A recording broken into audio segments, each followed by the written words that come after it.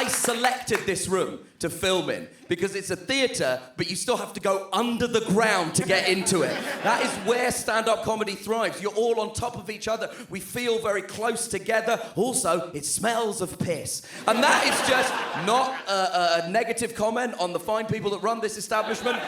It's a basement in central London. People have just been pissing here for Jack the Ripper pissed over here. The only way you'll get it to not smell of piss is with the assistance of an exorcist. Like, it's that level of old piss just baked in the walls. And I don't mean that as a bad thing. Old piss is good for comedy. Piss rooms are where stand-up comedy was born. It's where it thrives. And in terms of you as an audience, I know you think, oh, no, you can't homogenise us, Nish. We're not a single group. I know you come from a variety of different backgrounds and have a lot of different life experiences. Let's be honest. In terms of your opinion, there is a 3% variation in this room. This is a room full of people who either have a paid subscription to The Guardian and The New York Times, or recently cancelled their paid subscriptions to The Guardian and The New York Times because the papers are insufficiently left-wing. Yeah. You may applaud the accuracy of that observation. This is my impression of all of you. I actually think it's weird that we call cow's milk regular milk. There's nothing regular about drinking another animal's breast milk. I will have a flat white with beef milk, barista. Beef milk. Here you are, the oat milk dickwads. Here you are. The oat milk dickwads of central London. And listen, I'm not knocking you, okay? I love you. I am you. You bought me a house.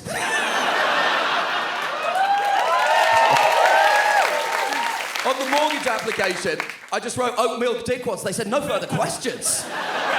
If you've tapped that market, you're good for life. Obviously, when I perform in a basement in central London, I'm not worried about finding oat milk dickwads. But sometimes my mum looks at my tour dates and she sees that I'm going to places that she's worried about. Sometimes I'm going to Kent. If you don't know Kent, it's a place in England where they make racism. They brew it in enormous vats. It's the only thing we export anymore. It's the last shred of our manufacturing industry. They brew racism in big vats. They send it all over the world, and whatever's left, we inject directly into the space where Nigel Farage's heart should have been. I'll tell you what happens when I go to Kent. I find your equivalents in Kent. They keep themselves to themselves because their opinions are not wanted where they live. And then I bowl into town and I lure them out like the Pied Piper of leftist malcontents. I'm very happy performing to you. I love my career. I love you. I love you all. At 7:15, I was in the pub, shit-faced. Out of nowhere, I get a text message from my friend that just says, "Hey man, just seen the news. You okay?" And I was like, "Oh, that's not good." I should definitely know why that's happened.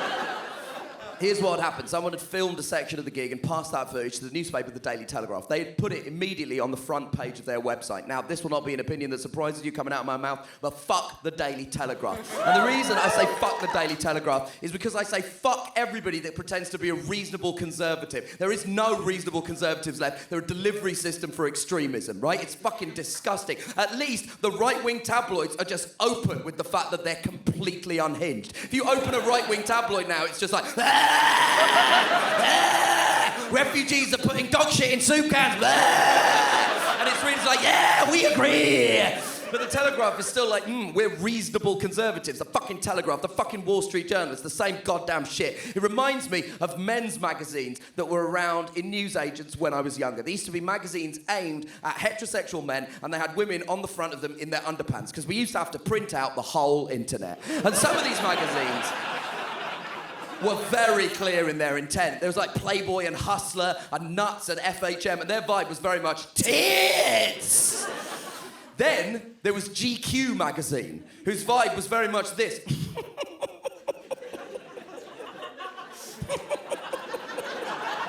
Tits. It was the same misogyny, but it was treated as classy because they had lots of pictures of big watches. That's all the Telegraph is.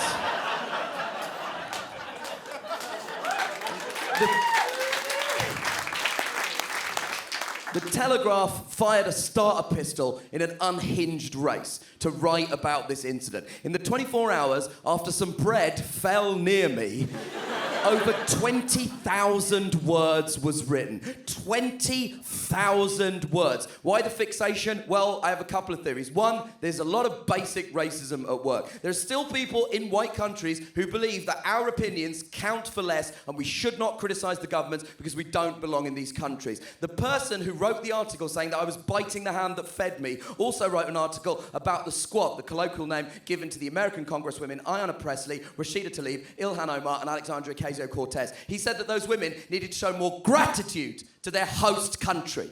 So there's still a lot of people that don't count our views as legitimate. Also, a lot of these right-wing papers and their readership supported political movements that are going off the rails and destroying the entire goddamn world. And they have nothing that they've achieved that they can talk about. So all they're left with is their anger. That's why they're angry with comedians telling jokes about the government. They're angry with football players taking the knee. They're angry about gender-neutral toilets because they have absolutely nothing fucking else to say. Imagine being angry with a comedian for telling a joke about the government. What am I supposed to do? Do goddamn pro-government material? How the fuck does that even work? Why did the chicken cross the road? Because he saw the Prime Minister and he wanted to say, "Good job, little guy." Knock, knock. Who's there? The government. I love you. They have sprayed shit everywhere and they are trying to distract you from asking why the house smells. That's all that is going on here. What is the real scandal in this situation? That a comedian told some jokes mildly critical of the government, or in a country that is the 6th richest on the entire fucking planet, people don't have enough food to feed their children. And other people have so much food they can afford to throw it at comedians whose jokes they don't like. What is the real scandal?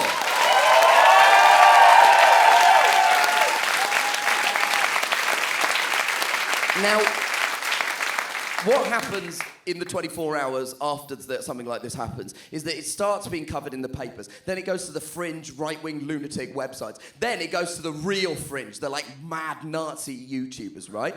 And the problem is that it's a story about a story about a story. So it keeps getting further and further removed from the truth. So by the time I was reading about me having some bread thrown near me in a 5-star hotel ballroom, it was reading like science fiction. I was reading things like this. It was a cold winter's afternoon.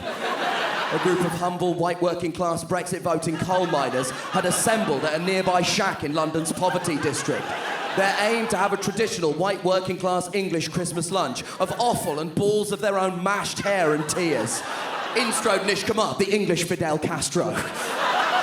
He was smoking a cigar and stroking his beard. He strode to the front of the room. Everyone who voted for the Conservative Party, hands in the air. Trembling white working class hands went up, like a scene from Billy Elliot. He said, "All of you will be sent to the gender-neutral gulag." One of them got down on his hands and knees and tried to plead with Kumar, who simply laughed communistly. The man said in his most white and working class of accents, "Oh, Mr. Kumar, we're just a bunch of humble white working class Brexit voting cowboys. We don't mean that hard by Mr. Kumar. Just trying to have a traditional white working class English Christmas lunch of offal and balls of our own mashed hair and tears. No racism, Mr. Kumar, just sovereignty, no racism. Love Island, Cheeky Nando's, Love Island." I hate conservative nationalists. I hate nationalists of all stripes, to be quite honest with you. Love your country if you want. Just don't be an arsehole about it. Here's what you must never say. Here's the dividing line. You can say, "I love my country," but you can't say, "I live in the greatest country in the world," because that sentence is always followed by, "So we should run other countries." Also, you don't live in the greatest country in the world if the majority of your population still uses toilet paper. I don't know if you've sat on a Japanese toilet recently, but you can basically call in a drone strike on your own arsehole. It's unbelievable. You can aim a jet of water at a temperature of your choosing into the specific position of your back passage. And then after it's washed your ass, it dries it while singing a little song. That's the greatest country in the world, if anyone is. Meanwhile, we're here. Rule Britannia, Britannia rules the waves. What other form of cleaning involves wafting tracing paper near the mess? Just smearing shit all over our arseholes and then pulling up our trousers and pants and going to the post office like it's fine. Every country that uses toilet paper is just slow-moving queues of shit-smeared arseholes saying that they live in the greatest country in the world. That's why I hate all nationalistic symbols. Nationalism is a prison. It stops us from getting better because we already think we're the best. How can you improve if you already believe you're number one? I hate all the symbols of nationalism, even the benign ones. I hate all national anthems. And I think, honestly, if you're an adult and you sing national anthems, you should have your vote taken off you. What, are you got a fucking toddler? Change your nappy and grow up, you fucking idiot. Imagine explaining national anthems to someone who'd never heard of them. Every country must have its own theme song. And we sing the theme song at sporting events and war memorials. Weird that those two ended up together. Sporting events and war memorials with our hands on our hearts, lest they jump out because of how much we love our countries. Do you sound like this for all theme songs? Yes, I do. Don't you dare skip intro, Netflix. So no one told me life was gonna be this way. People in Britain don't know anything about British history, right? Every so often an article will be written that says, why are British actors always the bad guys in Hollywood films? Guess we're the bad guys from history! Hamilton is playing in the West End like the goddamn Usual Suspects. Oh man, you're never gonna guess who the villain is. Hell of a twist. And sometimes people try and force a more honest conversation about our country's history. These people I would consider to be patriots because they have the audacity to imagine a better future for our country by forcing a more honest conversation about its past. And they do this by doing things like throwing statues of slaveholders in lakes. I think that is incredible. But when it happens, people lose their minds. Oh, you can't throw statues in lakes. Oh, without statues, how will we learn anything? No one has ever fucking learned anything from a statue. When I was 6 years old, we managed to learn long division without there being a statue of it in the town centre. There wasn't a day in year 2 maths where our teacher said, now it's time to learn long division, and we all marched to the middle of Croydon town centre, and just in the middle of it there's a statue of some Greek motherfucker, and your teacher is just going, look at it, and then you will know maths. And the statue is just a Greek guy just doing this.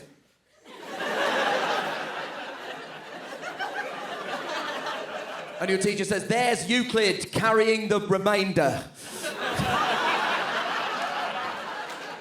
And the reason that nobody knows anything about British history is because we don't teach it properly in our schools. And I know this because I studied British history in Britain from when I was 4 until I was 22 years old. I did a degree in it. This is what you learn if you study British history in Britain. Henry VIII fucked, Elizabeth I didn't, Second World War.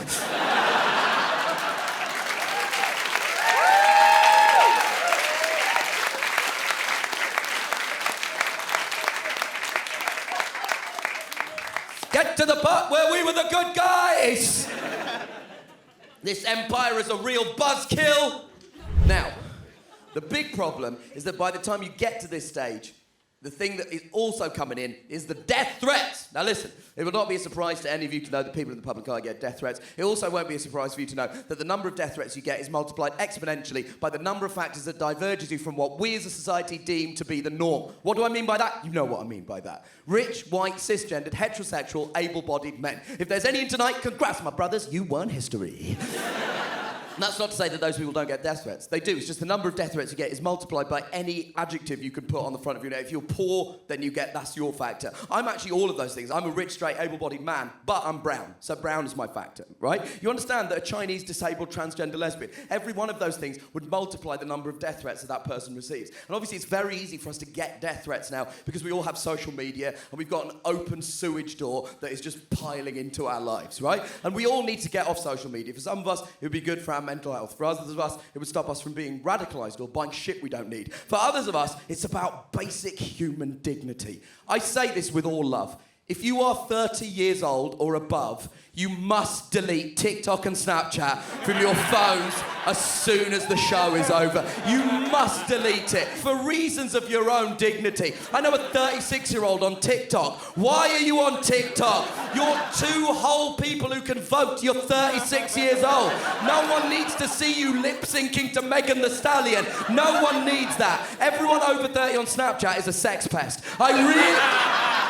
I really believe that. I think if you're over 30 and you're on Snapchat, you should immediately be added to the sex offenders register. People should have to find out about you when they buy a house in your area, and every time you go past the school, your phone alarm should go off. Beep, beep, beep. Snapchat sex offender, beep. Throw a tarpaulin on the kiddies, beep. If you don't know what Snapchat is, it's a photo sharing app, and you can send photos on the app, and then the app spontaneously deletes them. What do you think people use it for? They use it for pictures of their penises and vaginas. And if you're 23 years old and you're sending it to another consenting 23-year-old, have at it with your box fresh genitals. No one needs to see your 40-year-old penis, mate. No one needs to see your penis that remembers the Tobey Maguire Spider-Man. No one needs to hear your 39-year-old vagina's tragic rendition of coming out of my cage and I've been doing just... There is no bright side. And it's people my age. That's why I'm having a go at. People my age. We're the worst people on the internet. That's not true. We're not really the worst people on the internet. I was just being polite. We know who the real worst people on the internet are. It's everyone over 60 on Facebook. A generation of people who fell for scam emails and then voted for the human equivalents of scam emails. They fucked everything up for everybody and they don't seem even vaguely sorry about it. Obviously, if you're here and you're over 60, not you. But can we agree your friends shat the bed? Most of what my job is telling jokes about the news. What a time to be telling jokes about the news. The literal definition of fiddling as the world burns around us. Feels like we're entering the end game. Climate change is all we should be talking about, right? It's the biggest threat facing us as a species. And the biggest challenge we face within the overall challenge of climate change is how to get conservatives to care about climate change. I had to think about it. I've come up with an idea. I'm a very clever guy. Here's what you do. You stop referring to it as climate change or the climate crisis and start referring to it as climate immigration. Foreign weather is coming over here. It can't be stopped by building a wall or stopping small boats. It's in the air, turning cold, patriotic British weather into hot foreign nonsense. Raining tikka masala down on the centre of London. Tidal waves of jerk spices sullying the once white cliffs of Dover. Some of it's Sharia weather. And you have to justify telling jokes about the news at a time like this. You have to justify it. And here's how I justify it. I'm trying to make myself and audiences feel better for a moment about things that feel scary. That's all I'm doing here. I'm not changing any minds. You didn't come to see a political comedian because you wanted to be challenged. You came because you wanted to have your opinions that you already hold reinforced in the company of like-minded strangers. That's why you're here. That's why you came. And I'm just trying to make us all feel better about scary things for a moment. And that's what I think comedy still is able to do. You can't change minds, but you can make people feel better about scary things. That's why I tell so many jokes about racism. I tell a lot of jokes about racism because it still really scares and upsets me. Every person of colour you know viscerally remembers the first time they were racially abused. For me, it was when I was 4 years old and a kid at school called me a Paki. Now that's a terrible word. It's a slur used against South Asians. It was daubed on the shop fronts of South Asian-owned businesses and shouted at our mothers and fathers by skin-headed Nazi thugs in the 1970s. But at the time, I was 4 years old, and I didn't know what that word meant, because I'd just been at home with my mum and my dad and my brother, and we were all Indian, so it would have been weird if we'd been racist to each other. So when he called me a Paki, I said, "Ooh, what's that?" And he said, "It's a bad word because your parents are Indian." And then I went home and cried to my mother. And that's why I tell jokes about racism, to make myself feel less scared. And that's why I tell jokes about the news, to make us all feel less scared for a moment so we can exhale. And that's what I've been doing largely for the last half decade. It's going on stage telling jokes about the news, going on the television telling jokes about the news, going on the radio telling jokes about the news. And I'll be honest with you, it's gone very well. I don't wish to be crass, but complaining about racism and capitalism has made this Paki very wealthy.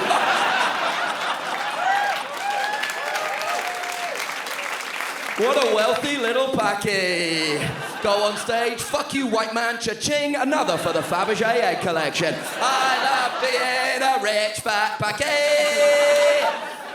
And when I did these shows in America this year, the same show, I did it in America, and they seemed very intrigued by the idea that we have racism in Britain. An American friend of mine actually said to me, "What do you think the differences are between British racism and American racism?" I thought for a moment, and I said this: I believe the differences between our respective racisms are the same as the differences between our respective versions of the television sitcom The Office.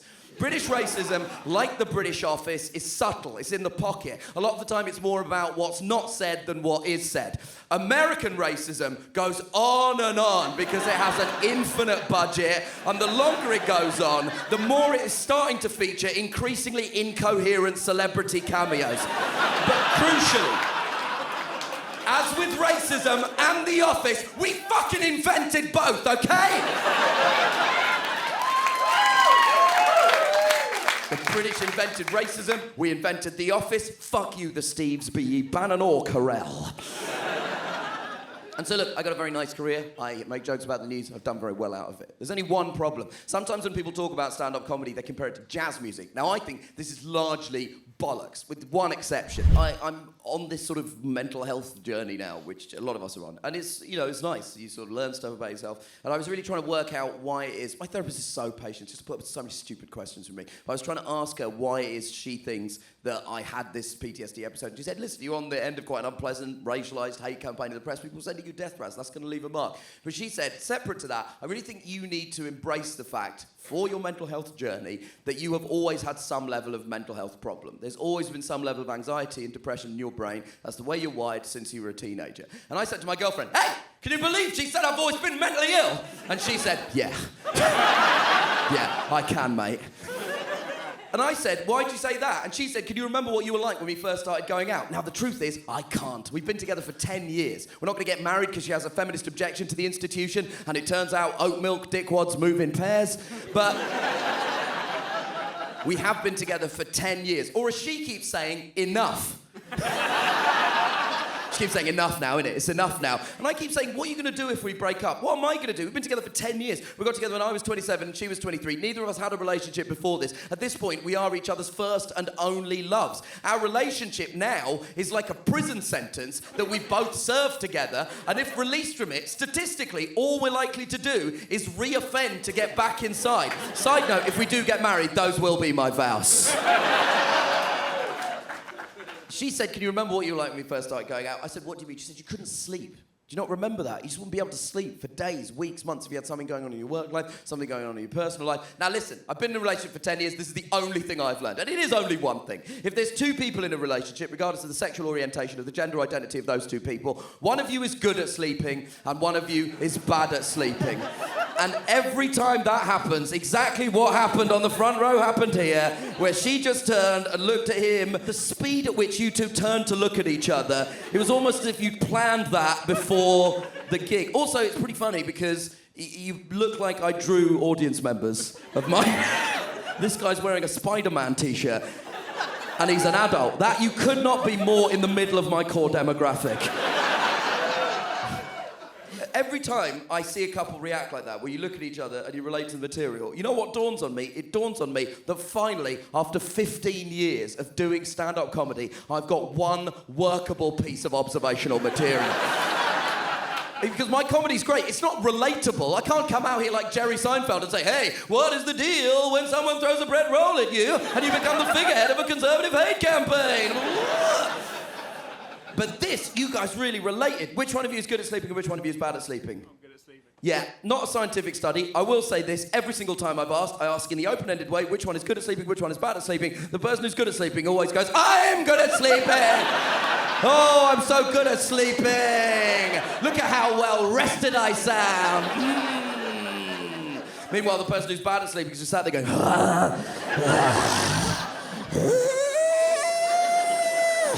I've had 50 coffees today, and if I have another one, I'm gonna die.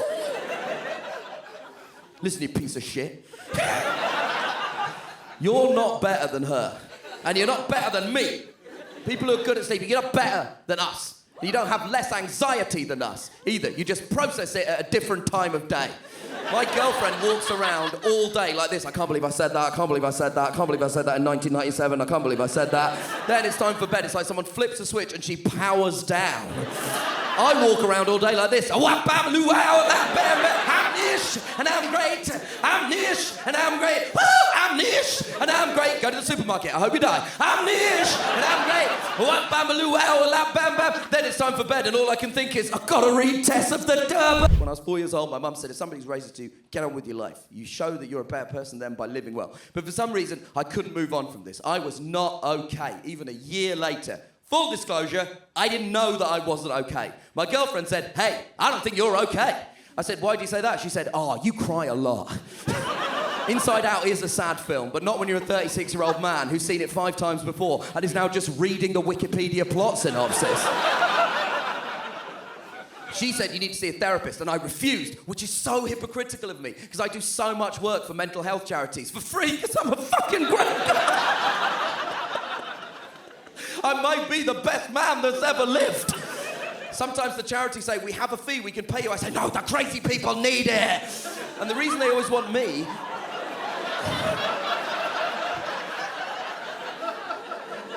The reason they always want me and people like me is because men of colour disproportionately don't go and seek mental health support. So I guess they figure if they get a bunch of us to talk about it, it will improve numbers. But it's clearly not doing it. I couldn't even do it for myself. Apparently I was just walking around going, men of colour, please, get help. There's no shame in it. But in my head I was thinking, but not me. Not me, I'm the greatest man of colour that's ever lived. It goes me, Muhammad Ali and Blade from the film Blade.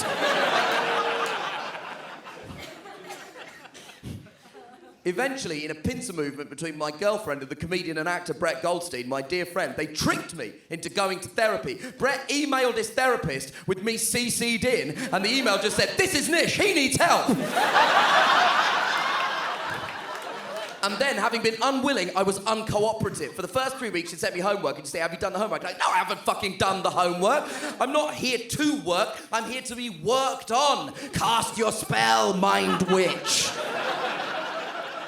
Eventually, she boiled my homework down to one form. It's a PCL-5 form. It's a negative mood indicator form. It asks you questions about negative moods. It says, are you angry? Are you stressed? Are you upset? Are you depressed? You rank those moods 1 to 5. 1 being not at all, 5 being I'm feeling this quite a lot. And I was filling it in dog shit. One man, I'm Nish, I'm the best. After 3 weeks of this horse shit, she lost her temper. Do you know how far you have to push a mental health professional before they lose their temper? She said, and this is a direct verbatim quote, you are filling in these forms aspirationally.